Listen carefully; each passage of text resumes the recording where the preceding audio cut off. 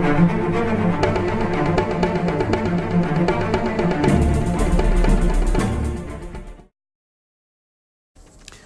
is up, guys, and welcome back to another episode of Marvel Studios Ultimate Unboxing. So I just watched Captain Marvel, and I gotta say, I love this movie.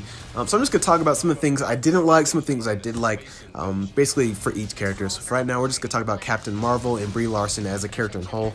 And just so you guys know, I know there has been some controversy with Brie Larson and her comments, so this movie review has nothing to do with those comments, so let's just pretend she's never said anything. I'm just reviewing the movie. And of course, this is spoiler free, so you guys can watch this and nothing will be revealed about anything.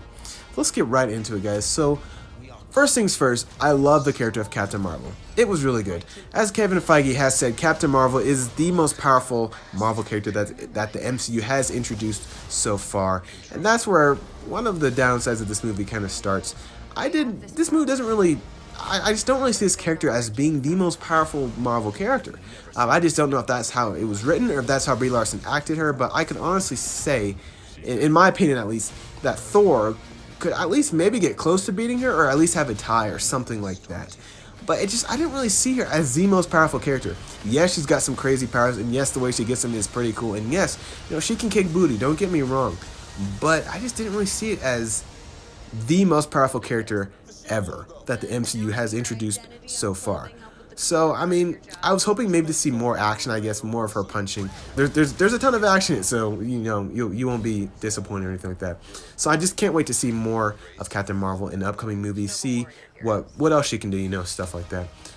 CGI for Captain Marvel, that's one of my biggest complaints, I guess. So when she's in her full, awesome form, kind of all powered up, and she has, like, that helmet thing on, pretty much all you can see is her mouth, because her eyes are glowing and she has a helmet, and of course she has a whole body suit, and all you see is her mouth, and you can definitely tell it's CGI. And it was kind of distracting at times when she's doing some pretty cool fighting scenes, and all you see is just CGI mouth.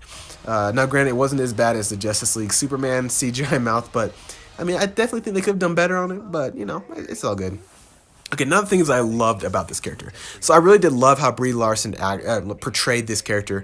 Of course, I did mention that there were some things I didn't like, but the way she did it, I thought worked very well. She was a very tough character, but at the same time sympathetic and compassionate. Kind of quirky, kind of like, I almost compare her to a Tony Stark.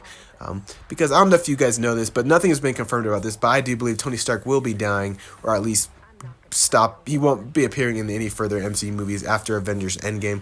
And one of the main qualities of Tony Stark is his personality, even more than his armor. So I think they're trying to replace Tony Stark in a way by putting in Captain Marvel, who kind of has the same kind of humor. Of course, it's not exactly the same. You can never be as good as Robert Downey Jr., but it's in the same ballpark. So I kind of loved how she's a little snappy, but at the same time very charming. I think that's really cool about Captain Marvel. So I really do love that. So I really do think Brie Larson portrayed Captain Marvel very well. I can't really complain about how she portrayed the character at all. A lot of people are saying they didn't like it. I loved it. Brie Larson was a perfect actress to play Captain Marvel. So that's my review basically on Captain Marvel. Now let's go to some other characters as of Nick Fury. So really, this movie is a huge chunk about Nick Fury as well. He is also a huge main character, as you guys probably know.